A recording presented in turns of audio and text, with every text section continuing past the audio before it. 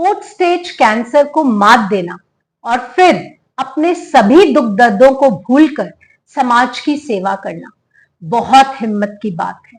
मिलिए गौरी कपूर से। Hi Gauri, welcome to be magnetic. Thank you Gauri for coming. So Gauri, आपको किस टाइप का कैंसर डिटेक्ट हुआ था? मेरे को ब्रेन कैंसर डिटेक्ट हुआ था विच इज पिट्यूटरी एडेनोमा जिसे कहा जाता है। ये आप मेरा तिल देख सकते हैं यहाँ पे, बिल्कुल इसके पीछे मेरा ट्यूमर था जो कि कैंसेरियस था। तो गौरी, क्या क्या सिम्टम्स आपको महसूस हुए थे जब आपको ये कैंसर डिटेक्ट हुआ था? मैं बैंगलोर में जॉब करती थी और मैं जस्ट गई थी वहां पे, हमारी कंपनी का लॉन्च सेटअप था। तो वहां पे जाते ही मेरे हाथ में फ्रैक्चर हो गया था। मींस मेरे को तो स्वेलिंग दिखनी स्टार्ट हो गई थी और उस टाइम पे वहां पे वाटर क्राइसिस भी चल रहा था, तो मेडिकल हेल्प की नीड भी नहीं मिल पा रही थी। वो एक महीने का स्ट्रगल था। Then I came back. जब मैं आई तो पता चला कि 2 बोन्स वर फ्रैक्चर्ड। इतनी ज्यादा स्वेलिंग थी। और उसके बाद जैसे आप देखते हैं ना किसी को राइट नाइट में जब आप ड्राइव करते हैं तो एकदम आप देखते हैं तो विजन थोड़ा सा ब्लर हो जाता है। वो मेरा बहुत देर तक हो गया मॉर्निंग में। दिन में गई आईक्यू में, डॉक्टर गुरप्रीत हैं, उन्होंने कहा कि आपकी नर्व्स पे सिवियर प्रेशर है, तो आप एमआरआई कंट्रास्ट कराओ और सोनीपत की जगह आप दिल्ली से कराओ। फिर मैं दिल्ली गई। सब आधे आधे पौने घंटे घंटे में निकल रहे थे। मेरा 1.5 घंटा उन्होंने एमआरआई चलाया और पूरा दिन निकल गया कि हमें रिपोर्ट अभी कंफर्म करनी है। 2-3 बार एमआरआई हुआ। फिर शाम में उन्होंने कहा रिपोर्ट मत देखना, हम घर चले जाओ, घर जाके रिपोर्ट देखना। Then I came back. मैं बहुत थकी हुई थी, सो गई। रात 3 बजे मेरी आंख खुली। मैंने रिपोर्ट खोली, तब तो मैं वर्ड बोल भी नहीं पा रही थी, पिट्यूटरी एडेनोमा। मैंने गूगल पर सर्च किया, उसके एग्जैक्ट जो डायमेंशंस लिखे हुए थे वो सर्च किया, तो पता चला कि सेकेंड लास्ट स्टेज कैंसर है। या, तो आप तो बहुत मेंटली डिस्टर्ब हो गए आप। कैसे डील करा आपने इस सिचुएशन के साथ? टू बी वेरी ऑनेस्ट, रात के 3 बज रहे थे और जब मैंने वो लिखा तो होता है ना एकदम सन्नाटा सा आ जाता है।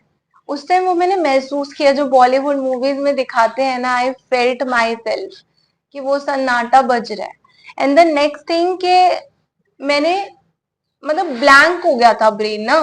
जैसे ब्रेन को कोई कमांड दे दी गई है कि अब क्या होना है, तुम्हें पता ही नहीं है, तुमने ये तो डील ही नहीं हो सकता, सोचा ही नहीं था कि इसका क्या आउटकम आएगा। Then I texted my father and my mother कि ये है ट्यूमर और ऐसे दिखा रहा है, और मैं सो गई। वो दिन मेरे को 12 बजे तक सोने दिया गया। जब मैं उठी, इससे पहले कि मैं कुछ सोचती कि क्या हो गया है क्या नहीं, मेरे फैमिली सारी R&D कर चुकी थी कि कहाँ जाना है, किस डॉक्टर के पास जाना है। वो लोग 7 बजे उठ जाया करते थे, तो 7 से 12 के टाइम तक उनका क्या ब्रेक डाउन था क्या नहीं था वो कभी मैंने देखा ही नहीं। वो शिकंज मैंने देखी ही नहीं।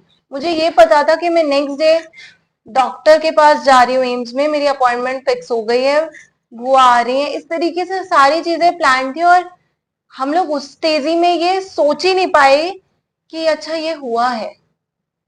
तो कभी कभी हमें नेक्स्ट प्लान पे इतना काम करना चाहिए कि हम परेशान ना रहें अपनी चीजों को लेके बैठ के। ये चीज मैंने सीखी उस दिन कि जब कोई प्रॉब्लम आ गई है ना, तो मेरे फादर अक्सर कहा करते थे, मैं एक दिन बैठी थी, मैंने कहा आपने कैसे डील किया, तो इसे कि गीता में लिखा है, हाँ मैं नहीं कहता, कोई प्रॉब्लम बिना सॉल्यूशन के नहीं आती है। तो जब प्रॉब्लम दिखती है तो हम सॉल्यूशन की तरफ भागना शुरू करते हैं, तो वो प्रॉब्लम छोटी हो जाती है। बहुत क्योंकि अच्छी बात प्रॉब्लम कही कितनी है। बड़ी है और कितनी छोटी, उसको हम ही वो पावर देते हैं। तो जैसे गौरी, आप अपनी फैमिली के बारे में बता रही हैं, तो सबसे ज्यादा स्ट्रेंथ आपको किससे मिली उस दौरान? अपनी फैमिली में किससे ज्यादा सपोर्ट मिला आपको उस दौरान? मेरे फादर और मदर दोनों से ही मिला, टू बी वेरी ऑनेस्ट। मतलब मेरे फादर चलते बहुत कम थे, तो आई सॉ हिम कि वो कैसे भाग रहे हैं एम्स में, इतने धक्के खाना। मेरी मदर को सब मैनेज करना पड़ता था, मुझे लेके जाना, कभी भी मेरे को अटैक्स आ जाते थे तो लेके जाना, इंजेक्शन के लिए लेके जाना। तो जो जर्नी रही है वो मतलब दोनों का ही बहुत ज्यादा सपोर्ट रहा है कि मतलब उन लोगों को मैंने हारते नहीं देखा। कुछ हुआ है चलो लेके चल रहे हैं, दिन रात उन्होंने मेरे ऊपर लगाया। और कभी मैंने उन्हें परेशान भी नहीं देखा। जब भी परेशान होते थे वो कब मेरे से छुपके होते थे, बट मेरे सामने नहीं देखा मैंने। एंड इवन डॉक्टर्स ने उनको 3 महीने का टाइम दे दिया था, बट मुझे नहीं बताया उन्होंने कि 3 महीने का टाइम है। और आई रियलाइज कि कैंसर वर्ड से ही ना सुन के लोग डर जाते हैं। राइट। वो बीमारी आपके, क्योंकि मोस्टली लोगों को सेकेंड लास्ट स्टेज या लास्ट स्टेज में पता चलती है। राइट। उससे पहले वो बहुत टाइम से आपकी बॉडी में है और आप एक्टिव हो, सुनते ही आप बैठ गए हो, तो कहीं ना कहीं आपका ब्रेन आपको छोड़ रहा है। तो जब आप डॉक्टर के पास गए अपनी फैमिली के साथ, तो डॉक्टर ने कोई रीजंस बताए इस कैंसर के होने के? मेरा कैंसर डिप्रेशन कैंसर है, although I am that positive girl. मेरा कैंसर एक डिप्रेशन कैंसर रहा था। और पहला क्वेश्चन मेरे को याद है कि मैं एम्स में गई थी और Bhavani Shankar Sharma ji world's best second best pituitary cancer specialist neurologist है एम्स के, बहुत अब तो रिटायर हो गए हैं। ओके। तो वो डॉक्टर थे, उन्होंने पहला क्वेश्चन ही ये पूछा था कि तुम्हारी एज क्या है। मैं 23 की थी आई गेस, 22 और 23। Very young age. हाँ जी। तो उनके अकॉर्डिंग कैंसर जब स्टार्ट हुआ था आई वाज अराउंड 13 और 14 ईयर्स ओल्ड। ओके। तो उन्होंने पूछा ऐसा क्या हुआ था, ये तो ओल्ड एज बीमारी है, यहाँ के कैंसर ही नहीं है, ऐसा क्या हुआ था कि तुम्हें ये कैंसर हुआ। तो did you know inside you कि क्या रीजंस रहे थे इसके? बिल्कुल, मुझे पता था कि क्या रीजंस रहे थे, क्यों ये डिप्रेशन हुआ था। बट ये मैं बाद में डिस्क्लोज करना चाहूंगी, क्योंकि मैं चाहती हूँ कि जब भी ये टॉपिक उठे इस पे हम पूरी बात कर सकें कि क्या था ऐसा कि वो डिप्रेशन में टर्न आउट हो गया था, छोटे बच्चे के डिप्रेशन में टर्न आउट हो गया था, और वो कैसे मेरे कैंसर में कन्वर्ट हुआ। ओके। सो जब आप डॉक्टर के पास गए तो उन्होंने क्या ट्रीटमेंट आपको सजेस्ट किया? सर्जरी थी, only surgery is the option. 18 hours की सर्जरी थी थ्रू नोज साइड से कैमरा, और वो लास्ट स्टेज में ही ट्रीट कर सकते हैं। इसके अलावा कोई और ऑप्शन हमारे पास नहीं था सर्जरी के अलावा। और उस टाइम पे भी मेरे सेकेंड लास्ट स्टेज थी, जब तक डॉक्टर ने कहा कि आपको रूम मिलेगा, आपकी लास्ट स्टेजेस बिल्कुल आने वाली होगी, 4th स्टेज। तो आप अभी से, उन्होंने अर्जेंसी लिख दिया था। फिर हम लोगों ने अक्टूबर से स्टार्ट किया था, इन जनवरी जाके हमें रूम मिला। रूम मिलने के बाद मैं एडमिट भी हो गई और वहां चले गए, बट मेरी सर्जरी हो नहीं पाई, क्योंकि डॉक्टर उस टाइम पे इंडिया में नहीं थे। मेरे फूफा जी के काफी अच्छे नोन थे, तो उन्होंने उन्हें कॉल किया कि इसको रूम मिल गया है, तो उन्होंने कहा आई विल बी कमिंग। तो वो जो 3-4 दिन हम वहां थे, बट मेरी MRI स्कैन नहीं हो पाया था। तो वो स्कैन ना होने की वजह से मेरा लेटेस्ट उन्हें अपडेट नहीं मिल पाया था कि क्या स्टेटस है। और जब मैं बिल्कुल सर्जरी रूम में थी, तब उन्होंने देखा कि वो इसे ठीक नहीं कर सकते। जब मैं उठी तो आई थॉट कि मैं तो उठ गई, मैं ठीक हो गई हूँ। जब मुझे होश आया तो मैंने देखा कि क्यों मेरे फादर ऐसे निराश बैठे हैं। तो पता चला कि सर्जरी हो नहीं पाई है। फिर डॉक्टर ने बैठा, समझाया, उन्होंने कहा मुझे नहीं पता व्हाट्स नेक्स्ट, मैं अपने हाथ नहीं कर सकता था। That moment I was very hopeless. जब मुझे कैंसर का पता चला था ना, तब भी मैं होपलेस नहीं थी, क्योंकि मैंने कभी ये सोचा ही नहीं कि मैं मरने वाली हूँ। I knew somewhere my father was not that good, तो मुझे मेरा घर संभालना है। तो वो चीजें बैक ऑफ द ब्रेन थी। तो पहले दिन से ये था कि क्या करना है next in my career, and what's next plan, कि मैं अपना क्या करने वाली हूँ इन माई मेडिकल लाइन। उस दिन मैं हेल्पलेस थी कि मैं क्या करूंगी, और कोई आंसर नहीं था। तो आपने क्या सोचा उस दिन, क्या प्लान किया कि अभी जो भी टाइम मेरे पास बचा है मैं उसमें कुछ करूंगी या मैं कुछ नया ट्रीटमेंट सोचूंगी? किस तरह से आपने उस वक्त, क्या थॉट्स थे आपके माइंड में? उस दिन हम लोग, मतलब मैं उस दिन सबसे ज्यादा ब्रेकडाउन मोमेंट पे थी। उस दिन मैंने देखा कि अ, मुझे कोई रास्ता नजर नहीं आया, और जब भी मुझे कोई रास्ता नजर नहीं आता तो मैं एक ही चीज करती हूँ, सिट डाउन, आंख बंद करती हूँ, लंबी सांस लेती हूँ, और मैं भगवान से पूछती हूँ। क्योंकि मेरे दिमाग में बचपन से ये बात डाली गई है कि कोई भी प्रॉब्लम बिना सॉल्यूशन के तो आती नहीं है। तो ऐसा नहीं कि देयर इज नो एंड। और मुझे लगता है कि ये सबको, आई एम नॉट सेइंग कि कैंसर ही बड़ी बीमारी है, आपके ब्रेकअप्स भी उतने इंपॉर्टेंट हैं, आपकी फैमिली के इश्यूज भी उतने इंपॉर्टेंट हैं। हर चीज उतनी ही इम्पोर्टेंट है, डील करने का तरीका है। तो आप जस्ट एक बार आंख बंद करके बैठो, आप भगवान को मानते हो तो ठीक, नहीं तो यूनिवर्स तो है, कोई तो पावर है जो हमें चला रही है। बिल्कुल ठीक। आप उनसे बोलो कि व्हाट्स नेक्स्ट, मुझे आप बताओ, जो आंसर आएगा मैं उसे मानूंगा या मानूंगी। वही मैंने किया। तो आपने अपनी इनर स्ट्रेंथ गैदर करी और प्रे किया यस। कि तो क्या आंसर मिला आपको? उसके बाद जब मैं बैक आई तो मेरे घर में एक मिस हैपनिंग हुई थी, जस्ट एक डेथ हुई थी। फिर मैंने ट्विटर की पावर देखी बहुत ज्यादा, आई रियलाइज के कितना ज्यादा ऑनलाइन वर्ल्ड इस टाइम पे चल रहा है, और ये तो सब बैठे मैं ऑनलाइन हैंडल कर रही थी उनके कैंपेन्स, घर बैठे बैठे। वहां से मुझे एक स्ट्रेंथ मिली कि मैं अब कुछ कर रही हूँ। मैंने लिखना स्टार्ट किया, फेसबुक पे डालना स्टार्ट किया, मुझे इतने कम्युनिटीज से मेरे साथ लोग जुड़े जिनसे मैंने बात करनी शुरू करी पिट्यूटरी के बारे में, और मेरे को प्यार मिलने लगा, अप्रिसिएशन मिलने लगा। The reason behind I am sitting here, the people who have appreciated, उन्होंने वो जो जिंदगी के मुझे टाइम दिया था, वो टाइम मेरे लिए बहुत बड़ा टाइम होता था। मैं सारा दिन खुश होती थी कि अरे उन्होंने मेरी राइटिंग को अप्रिशिएट किया, मेरे पोएम्स को अप्रिशिएट किया। मैं फोटोग्राफी करती थी तो मुझे नए गोल मिलते गए रोज कि अच्छा I have to do the photography. तो मैं वेट करती थी कब सनसेट होगा, मैं कैसे फोटोग्राफ्स कर सकती हूँ। तो वो मैं यूट्यूब से देखते देखते फिर मैंने पावर देखी कि ऑनलाइन वर्ल्ड का क्या पावर है। फिर अगेन मैंने कहा, मैंने तो छोड़ दिया था कि क्या करना है। बाय चांस की बात है, मेरे को गुड़गांव जाना था। तो मैं बहुत दिन से स्टडी कर रही थी अबाउट डिजिटल मार्केटिंग, की कुछ तो है एंड उसकी मुझे नीड है। तो मैं गूगल ऑफिस जैसे ही पहुंची, तो सॉरी मैं गुड़गांव पहुंची, गुड़गांव से नियर बाय गूगल ऑफिस था, मैंने बताया नहीं, आई वेंट देयर। मैं जैसे ही वहां पहुंची, मुझे नहीं पता था कि किससे मिलना है, क्या बात करनी है, but that strength God gave me obviously. उन्होंने कहा ये तो इससे करवाना ही है। मैं वहां पहुंच के मैंने उनके आगे स्टोरी लाइन, मैंने कहा मुझे ना पढ़ा दो, मार्केट खराब है, डिस्टर्ब है, मेरे को नहीं समझ आ रहा मैं क्या करूं, आप मुझे पढ़ा दो। सर मिले, उन्होंने कहा ये लो मेरा नंबर, कॉन्टैक्ट मी।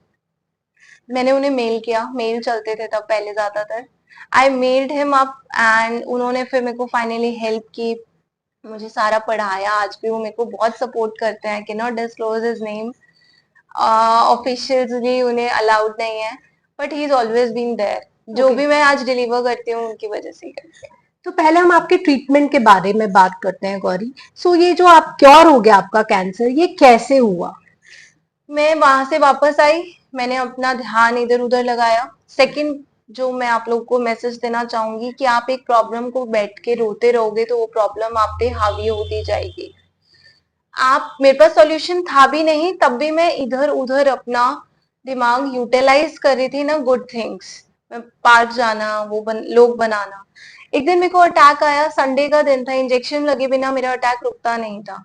तो जैसे जिस दिन अटैक आया, हम लोग जा रहे थे, तो ओल्डीसी रोड है सोनीपत की, सोनीपत की ओल्डीसी रोड पे मैं फेंट होके स्कूटी से गिर गई। ओके।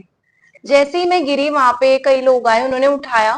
तो वहां पे homeopathic clinic he near by था। अब 3 बजे ना आफ्टरनून ब्रेक होता है, तो डॉक्टर्स मिलना बड़ा मुश्किल, और संडे के दिन मिलना और मुश्किल था। अब बहुत इजीली मिल जाते हैं। Back I am talking about 2016, तब इतना नहीं बीमारियां थी और इतने डॉक्टर्स भी वो नहीं थे। अब तो बहुत हॉस्पिटल्स बन गए हैं, फैसिलिटीज बढ़ गई हैं। तो वहां पे उन डॉक्टर के पास मैं गई, मैं तो बेहोश थी, मुझे नहीं पता कि मेरी मदर और मेरी डॉक्टर की क्या कॉन्वर्सेशन हुई। जब मैं उठी तो उन्होंने कुछ तो मेडिसिन ऐसे मेरे को टिंचर पिलाया था, जिसकी वजह से मेरा बिना इंजेक्शन के जो मेरे को अटैक आता था वो बंद हो गया। ओके। वहां मैं सोचने में मजबूर हो गई कि ऐसा क्या था। उन्होंने, उनको तो बोल ही दिया था, मुझे भी बहुत क्लियरली बोला, बेटा कि आपका मुझे नहीं पता कि कितना टाइम दे रखा है। तो मैं पहले हंसी, मैं तो बहुत जीऊंगी, बट उन्हें तो मम्मा ने बता दिया ना 3 महीना बोला हुआ है। तो डॉक्टर ने कहा कि तुम मेडिसिन स्टार्ट करके देखो, you will be the first patient of cancer. तो मेडिसिन होती रही, रिपोर्ट्स पे कोई फर्क नहीं था। 6 मंथ्स मेरे सिम्टम्स कंट्रोल हो गए। ओके। जहां मेरा मतलब मेरे को इंजेक्शन लगते थे दिन में 2 बार, हफ्ते के एक बार मुश्किल से आ गया। मैं खाना खा पा रही थी, मेरा डाइजेशन, मेरे अटैक सब कम होते जा रहे थे। ओके। डायलिसिस बंद हो गया। तो फिर मैं सोची कि जब मेरे एमआरआई हुआ, मैंने कहा रिपोर्ट तो ठीक ही नहीं हुई है, बट कैसे सिम्टम कंट्रोल है। और अगर मैं एम्स में बात कर रही हूँ तो उन्होंने कहा ये तो ना बढ़ा है ना कम हुआ है, सेम। तो सेम है। तो अब क्या करना है, वेट करना है, उनकी तरफ से वेट है। हम्म। इन डॉक्टर को मेडिसिन कंटिन्यू कर, मेडिसिन, अब आप ये सोचो 3 महीने से 6 महीने तो उनकी नजरों में तो वो अचीवमेंट पे जा रहे राइट, थे, एग्जैक्टली। मुझे तो पता ही नहीं था 3 महीने वाली बात। हम्म। फिर मैंने वापस, हमारे मेरे ऐसे मंथली एमआरआईज होते थे, फिर मंथली इन्होंने कहा कि इतनी एमआरआई इतना जल्दी मत कराओ, बिकॉज बहुत ज्यादा रेज वो भी बहुत खराब होते हम्म। हैं। तो मैंने गैप लेके एमआरआई कराया, क्योंकि मैं, मेरे पास अब एक ही पर्सन है जिससे मुझे बात करनी है। हम। तो उन्होंने मतलब लिया, फिर मैंने वापस जब एमआरआई कराया, the report was straight way come to my second stage. ओ। इतना ज्यादा फर्क आ गया, एवरीवन वाज सरप्राइज्ड। मैं कानपुर जाती थी तो वो लोग भी मुझे पहचानते थे, दे वर सरप्राइज्ड। उन्होंने कहा एक बार और करें क्या, कुछ गलती हुई हो हमसे, कर लो। दोबारा बुलाया उन्होंने, दोबारा एमआरआई किया, तो क्योंकि एक नई डॉक्टर, होप डेवलप हो गई होगी कि अब यस, तो मैं ठीक हो जाऊंगी। कम हो रहा है तो ठीक तो हो ही गए। हम्म। अब तो ये था कि डिक्लेयर्ड है, अब तो ठीक हो गई। हम्म। तो कब आपका ये कंप्लीटली क्योर हो गया, कितने जस्ट मंथ्स लगे आपको, कितना इयर्स टाइम लगे, लगे? इयर्स। इयर्स? हाँ कितने जी, इयर्स लगे आपको? 2016 से अभी जस्ट 2 इयर्स बैक, इट्स 2021 के एंड में मेरा लास्ट एमआरआई मैंने कराया था, वो बिल्कुल नॉर्मल आया था। ओह, दैट्स ग्रेट। और उससे पहले भी मेरा नॉर्मल आ गया था, but because he is a homeopathic doctor, तो होम्योपैथिक डॉक्टर्स को क्योर करना होता है फ्रॉम रूट। ओके। तो कोई भी चीज को मैं यहाँ रख दूं, ये ना गड्ढा बन गया, तो जैसे मेरा ट्यूमर इतने टाइम रहा तो वो जगह बन गई, अब वहां ना सेल्स रह जाते हैं जो रीअकर कर जाते हैं, तो वो गड्ढा फिल करना जरूरी होता है। And that is the only power I guess homeopathic have, because मैंने अपनी कैंसर स्टेज में बहुत सारे फॉरेन कम्युनिटीज जिनको ये था, मैंने उनसे बात करी, बहुत सारे डॉक्टर्स ने मुझे सपोर्ट करा, मेरे डॉक्टर से भी बात करी और हमें एग्जैक्ट पोटेंसी और मेडिसिन बताई। तो डॉक्टर को भी हेल्प हो गई उसमें कि क्या देना कितना देना, क्योंकि होम्योपैथिक में पोटेंसी बहुत मैटर करती है जिनको नॉलेज है। तो वो सारे ट्रीटमेंट में मेरे को ये तो समझ आ रहा था कि क्योर हो रहा है, ऐसा नहीं है कि I am not going nowhere, क्योंकि होम्योपैथिक में होता है ना कि स्लो है, और कुछ लोग तो बिलीव भी नहीं करते बिलीव ही होम्योपैथी नहीं में। करते। हाँ जी, राइट। तो मेरा बिल्कुल ठीक हो गया था एंड गड्ढा भी मेरा बिल्कुल फिल हो गया है अब। तो ही वॉन्ट्स कि इवन आप, मतलब अगर मेरी मैरिज भी होती तो वो कोई सेल मेरा रीडेवलप होके किसी मेरे बच्चे पे ना। गौरी, तो गौरी अब आप क्या करती हैं और कैसे आप समाज सेवा करती हैं? मैंने ना डिजिटल मार्केटिंग कैंसर डेज में ही स्टार्ट कर दिया था। ओके। उससे पहले मैंने ट्विटर पे कम्युनिटीज बनानी स्टार्ट कर दी थी, जो कैंसर पेशेंट्स हैं उन्हें ये पता ही नहीं होता था कि कैसे एम्स में अपना अपॉइंटमेंट लेना चाहिए, कैसे डॉक्टर से स्ट्रेट अपॉइंटमेंट ले लेते हो तो वहां लाइनों में नहीं लगना पड़ता। तो मैंने वो कम्युनिटी से हेल्प करना शुरू किया था जब मैं डिजिटल मार्केटिंग नहीं कर रही थी। ओके। तो मैंने कई 6-7 महीने में उसमें लगी रही अपॉइंटमेंट्स में, बट वहां मुझे वो छोड़ना पड़ा। तो वो ना मैं डील नहीं कर पाते थे जब किसी की डेथ हो जाती थी और मैं उस जर्नी में उनके साथ क्लोज हो जाती थी। तो वो डॉक्टर्स की हिम्मत है, मेरे को लगता है वो जर्नी मुझे वहां पे छोड़नी पड़ी। एंड फिर नेक्स्ट जर्नी मेरी स्टार्ट हुई जो मैंने पढ़ा, जब मैंने डिजिटल मार्केटिंग पढ़ा, देन आई रियलाइज कि एम्स में ऐसे बहुत सारे बच्चे थे जिन्हें पेरेंट्स छोड़ देते हैं। बहुत सारे ऐसे एनजीओ के साथ एक कोलैब, और हम लोगों ने 2000 प्लस कैंसर पेशेंट्स को पढ़ाया भी। डिजिटल मार्केटिंग बेसिकली एक सब्जेक्ट है कि आपको ये पावर देता है कि I am sitting over here and I am teaching और I am doing work for any company of foreign और इंडिया। तो ये पावर तो मैंने कहा ये तो बहुत अच्छी पावर है। फर्स्ट बैच बनाया मैंने, मैंने पढ़ाना, मेरे को पहले मैंने इनिशियली पढ़ाना स्टार्ट किया क्योंकि एजुकेशन में ये बहुत पीछे चल रहा था। राइट स्किल नहीं है तो आप कुछ नहीं कर सकते, न्यू फील्ड है अभी। न्यू फील्ड है। तो मैंने इसके जरिए अपना एक कंपनी भी नहीं स्टार्ट करी थी, तब तो नेम भी नहीं पता था, जस्ट मैंने स्टार्ट किया था। और मैं निकली, पोस्टर्स चिपकाती थी खुद और मुझे बहुत अच्छा रिस्पांस मिला, मेरे फर्स्ट बैच वुमेन का बना और दे डिड ग्रेट। उसके बाद भी आज भी मैंने फिर टाइप्स ऐसे लिए कि बच्चे मेरे अच्छी जगह पे सेटल्ड हैं। कोई स्टूडेंट मेरे पास एनरोल होता है, फिर वो कैंसर पेशेंट्स को वर्क देता है, दोनों का काम चल रहा है, उनकी भी दुआएं लग रही है, they are becoming a good person. तो इस तरीके से था। और बच्चों की प्रॉब्लम्स हैंडल कैसे हो रही है, उनके एजुकेशन सिस्टम में उन्हें बुली किया गया है या फिर उनकी पर्सनालिटी डेवलपमेंट, स्पोकन इंग्लिश, मैं लॉ ऑफ अट्रैक्शन मानती हूँ, लाइक कैसे आप कोई भी चीज को मैनिफेस्ट कर सकते हो, तो वो गोल्स कैसे बनाते होंगे, ये सारी चीजें हम लोग अपने कोर्स के दौरान सिखाते हैं। तो आपके फ्यूचर प्लान्स क्या हैं गौरी?